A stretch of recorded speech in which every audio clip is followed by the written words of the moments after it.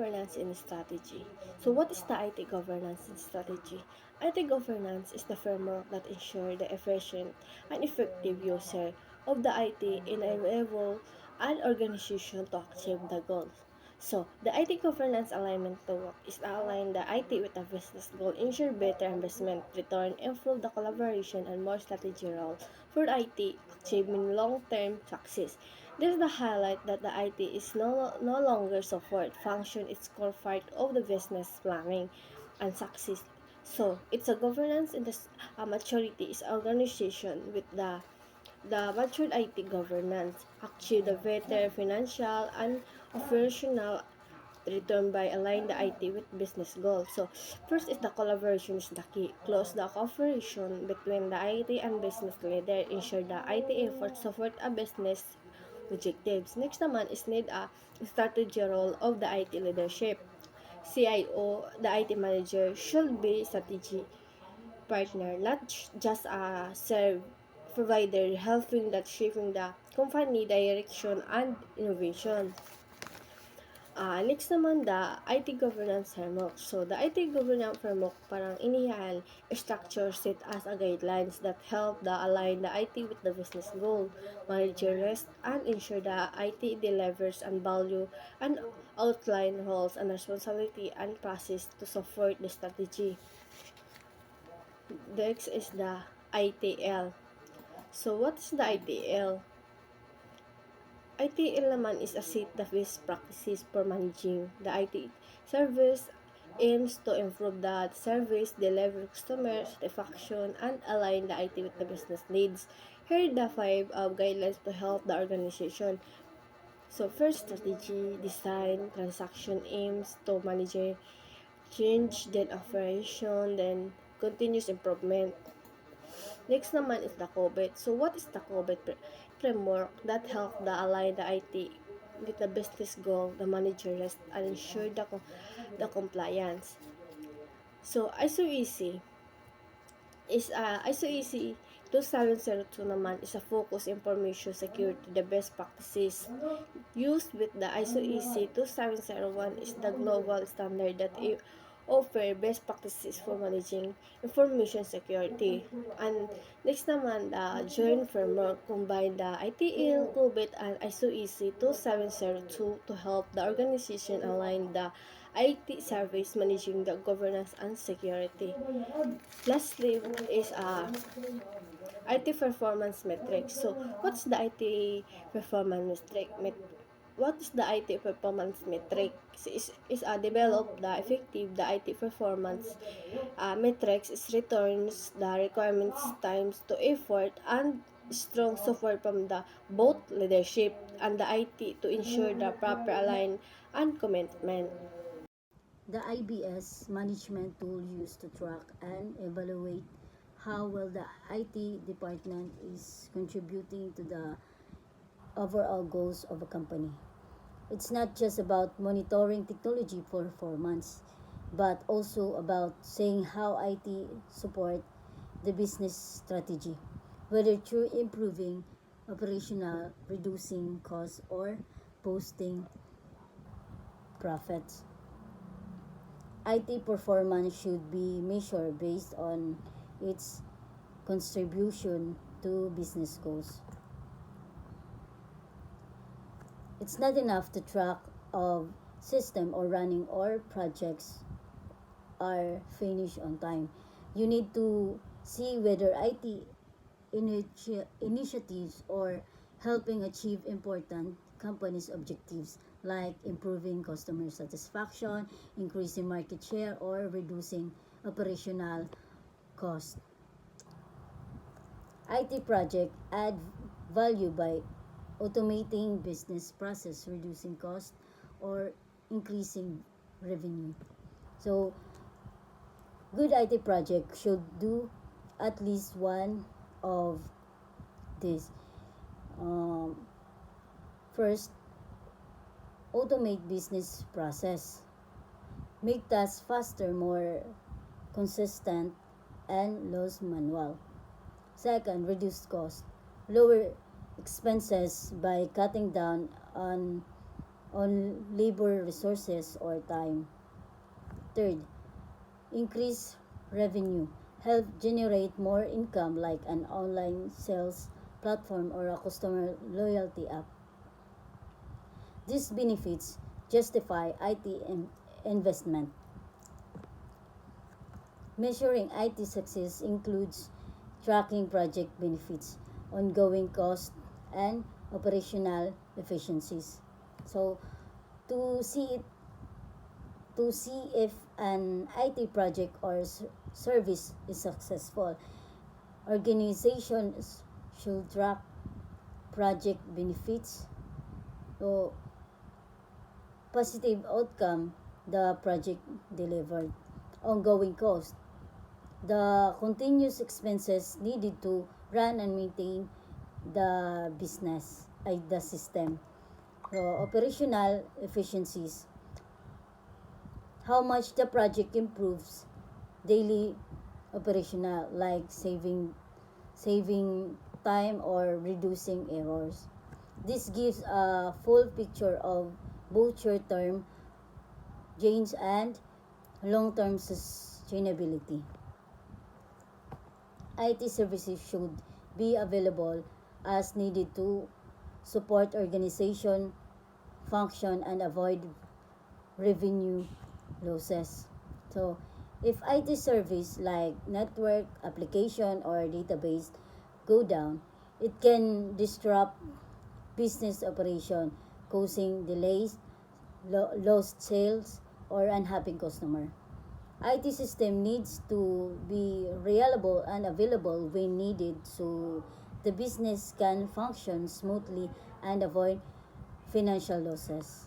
Um, Metric include ROI, budget variance, IT investment efficiency, and IT's role in revenue generation.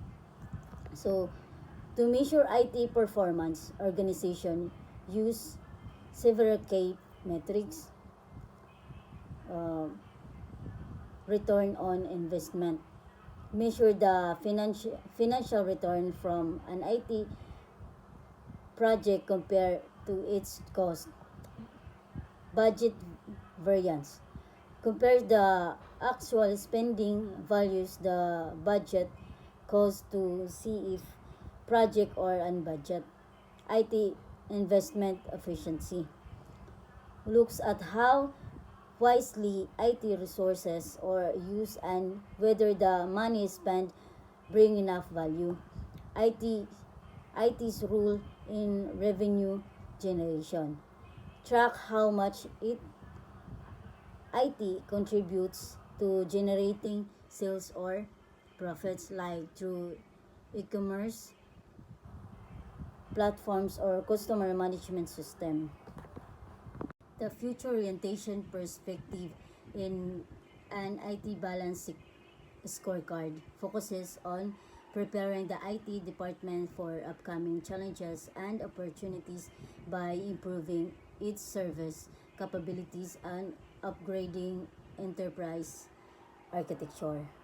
It emphasizes the importance of training IT personnel to stay current with new technologies and practices, ensuring staffing effectiveness to meet future demand, and conducting research on emerging technologies to keep the organization at the forefront of innovation.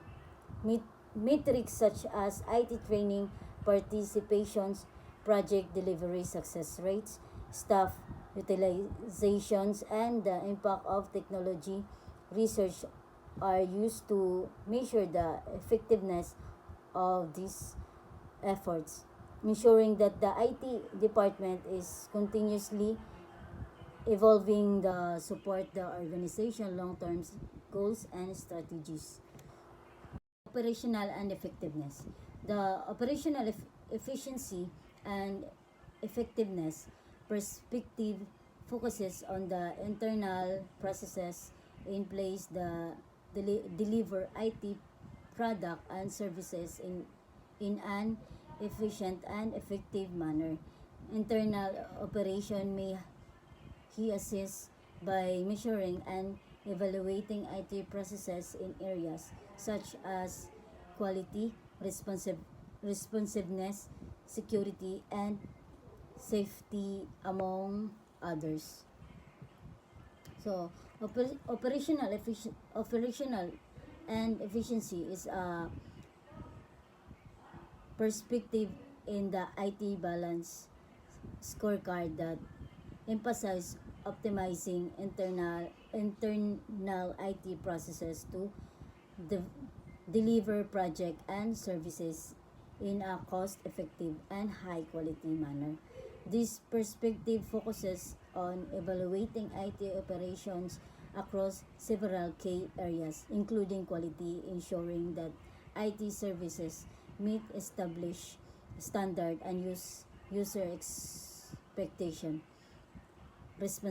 Responsiveness, measuring how quickly IT can react to issues or use needs, and security and safety, ensuring that systems are secure and data is protected. By continuously assessing these areas, IT departments can improve their operational efficiency, streamline process, reduce cost, and enhance overall service delivery, which in terms suppose the broader goals of the organization. End user satisfaction is a crucial component in evaluating the overall effectiveness of the IT department, as it directly reflects the quality and relevance of the IT services provided. For IT purposes, the end user can be either internal personnel, employees within the organization, or external users such as customer accesses, organizational IT system or services. From the end user perspective, key factors in ensuring satisfaction include being the preferred supplier for application and operations, which means IT needs the deliver high quality, reliable system that user trust and rely on. Establishing and maintaining strong relationship with the user community is also crucial, as effective communication and collaboration help IT understand user needs and preferences. Lastly, satisfying end user needs means that IT must continually assess the meet the expectation of users, ensuring that the system, application, and services provided are user friendly, efficient, and aligned with business goals. By focusing on these elements, the IT department can improve user satisfaction and contribute more effectively to the organization's success. Steps in building an IT balance scorecard. Step 1. Understand corporate and IT. Before creating an IBS, make sure you have a clear understanding of the company corporate level strategy, the IT strategy, specific goals related to both business and IT. This ensured that the scorecard align IT performance with what the business actually want to achieve. Step 2. Involve both senior and IT management from the start. Get senior management and IT leaders involved early. Make them aware of what an IT balance scorecard is, why it's valuable, and how it can benefit the company. Early environment ensures by in and smoother implementation later. Step 3.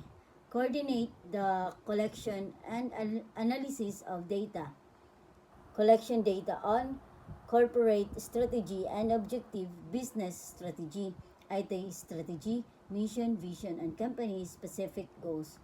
Traditional business evaluation metrics, ROI, payback period, net present value, NPV, cost benefit analysis, whatever financial and performance metrics or are currently used to evaluate IT project and operation.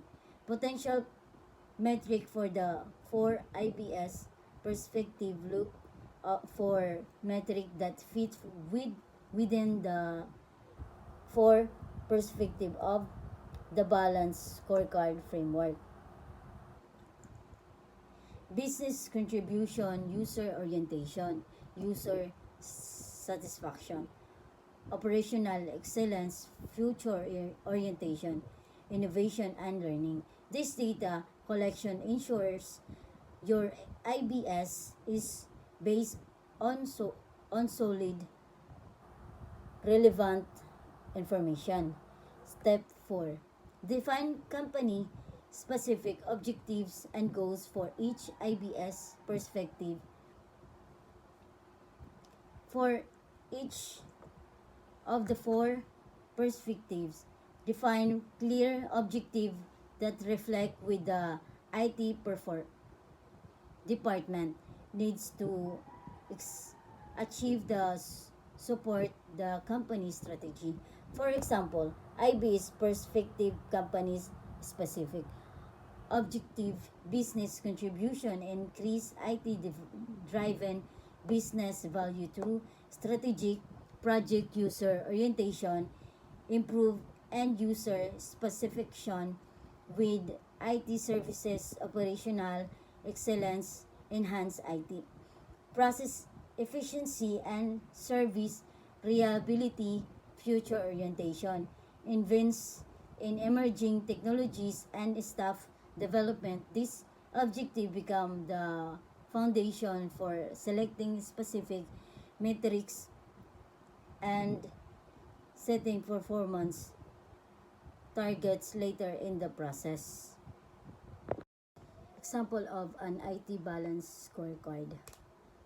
The IT balance scorecard is a strategic performance management framework that enable organization to evaluate and align IT function with overall business goals. The following example illustrates how an IT balance scorecard can be structured to measure mission-driven objectives using relevant metrics and target initiatives across 2K perspective. IT generated business value and future orientation. So generated business value to contribute to the value of the business. This perspective focuses on the strategic impact and efficiency value IT brings to the organization. It emphasizes aligning IT investment and in, initiatives with business objective to enhance organizational performance. So these metrics allow organization to assess how effectiveness IT develops, deliver measurable business benefits and contribute to profitability and strategic success. Future orientation to deliver continuous improvement and prepared for future challenges. There's this perspective focuses on building IT capabilities that ensure long-term sustainability, innovation, and adaptability in a fast-changing technology environment. These goals and initiatives aim to ensure that IT staff remain competent and agile, while internal capabilities are strengthened to meet future business needs and technology trend. So, this balance scorecard example demonstrate how IT performance can be sustainable, systematically monitors and improves by integrating both short-term operational and long-term strategic goals. The IBS framework ensures that IT remains a proactive, value-adding function within the organization. This is the continue of an IT balance scorecard. So, the following section of the IT balance scorecard emphasize internal processes related to staff management, the evaluation of enterprise architecture, the importance of emerging technology research, and the efficiency and effectiveness of IT operations. These areas are crucial for ensuring that IT function are both sustainable and capable of delivering high quality services. So, staff management effectiveness. To effectively manage and develop IT personnel to ensure high performance and retentions. This perspective assesses how well IT manage its workforce, focusing on utilizations, development, and retention strategy. Enterprise architecture evolution to develop and maintain a capable and efficient IT architecture that align with organization needs. This perspective focuses on ensuring that the IT architecture evolves in line with both business requirements and technological advancement. Emerging technologies research. So to invest in research and development to ensure IT remains competitive and innovative.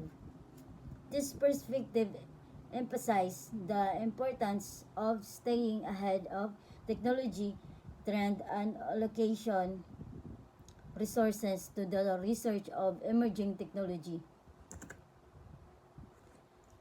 Operational efficiency and effectiveness. To deliver IT product and services effectively and efficiently and effectively. Optimizing internal processes and device delivery. This perspective evaluate the efficiency and effectiveness of IT internal operations, including process improvement, cost management, and quality assurance.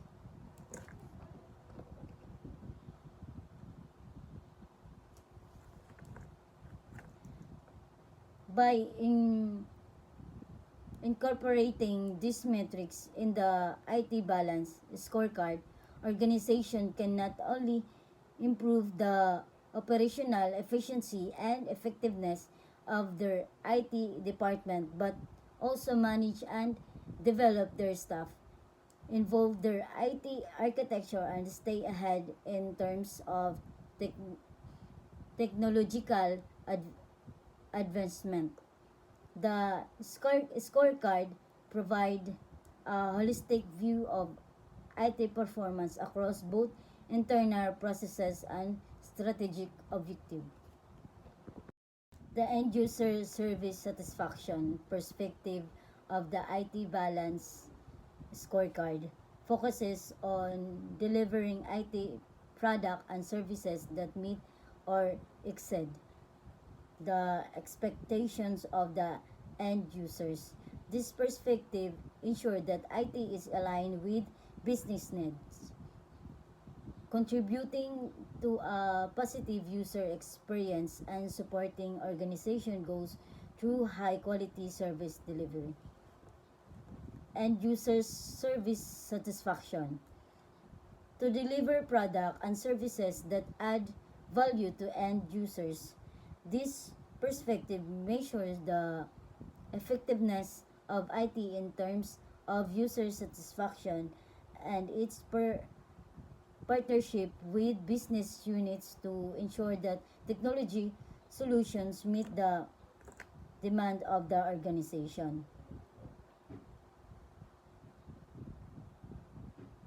So these sections of the IT balance scorecard underscores the importance of end user satisfaction in IT service delivery by focusing on user feedback, collaboration with business units, and the successful development and deployment of application. IT department can ensure that their service not only meet technical specification but also provide real value to end users. Regulatory compliance and internal control. Organizations must manage compliance with numerous laws and regulations, particularly in financial security and privacy related areas. So, compliance need to follow specific legal rules and industry standards, especially this involving financial reporting data privacy like GDPR, cyber security, production failure to comply can lead to penalties, legal problem or loss of customer trust. So, managing compliance is critical. Organization must track and comply with various regulatory requirements. Business must actively monitor and stay updated on which laws and regulations apply to them, ensuring their processes, systems, and data handling meet these requirements at all times. Compliance is an ongoing process, not a one-time check. IT framework like COVID help implement necessary controls to meet compliance standard. Frameworks such as COVID control objective for information and related technology provide guidelines and best practices for managing IT processes security and effectively. They help organizations set up proper IT controls, product data, ensure system meet compliance requirements. Tools are available to map IT controls to regulation like SOX for easier tracking and auditing. Certain tools can connect or map IT processes and controls to specific regulatory requirements like SOX, which is a US law that enforces strict rules on financial data accuracy and security. This mapping makes it easier to monitoring compliance and prepare for audits. IT must collaborate with compliance officers to stay updated on new regulatory requirements. IT teams should regularly work with compliance officers, the people responsible for managing legal and regulatory risk, to stay aware of new or updated regulations, adjust IT system and control as needed. This ensures the organization remains compliance as rules evolve. IT control help ensure that financial transactions and sensitive data are properly managed. IT control are rules, policies and technical safeguards designed to protect financial transactions like online payment or financial reporting system. Sensitive data like customer record or confidential business information. This control help prevent fraud, errors, data breaches, and other risks. Enhanced IT controls provide more opportunities for IT auditors to assess system effectiveness. Stronger, well-defined IT controls makes it easier for auditors, specialists who review system for security, efficiency, and compliance to evaluate how well system or protecting data and operation check if the organization is following regulations. This improve transparency and help fix weakness early. IT strategy. An IT strategy is a structured and formal plan that direct how an organization will acquire, allocate, and manage its IT resources. It play a vital role in ensuring that technology initiative and align with business needs. An IT steering committee is a group of high-level stakeholders within an organization who are responsible for ensuring IT investments align with business objectives. They also facilitate joint ownership of IT projects between business and IT teams. They also help prioritize development projects and resolve conflicts between business and IT groups. Effective communication ensures everyone, like their employees, partners, and customers, to clearly understand IT strategies and goals. This alignment is essential for coordinating efforts and achieving organizational success. Once there is an understanding of the organization and objectives and the IT strategy, the strategy needs to be translated into operating plans, or also called operationalization.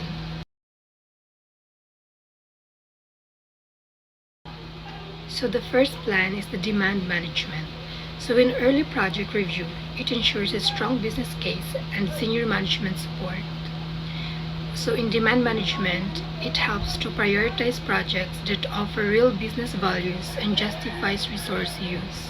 So the next plan is project initiation. After approval, a project should go through initiation to define business needs, outline a solution, and estimate total cost and benefits, although this process requires time and resources. So the next plan is technical review. It evaluates the project's proposed solution to ensure it's feasible, aligns with the standards, and addresses key risks before development begins.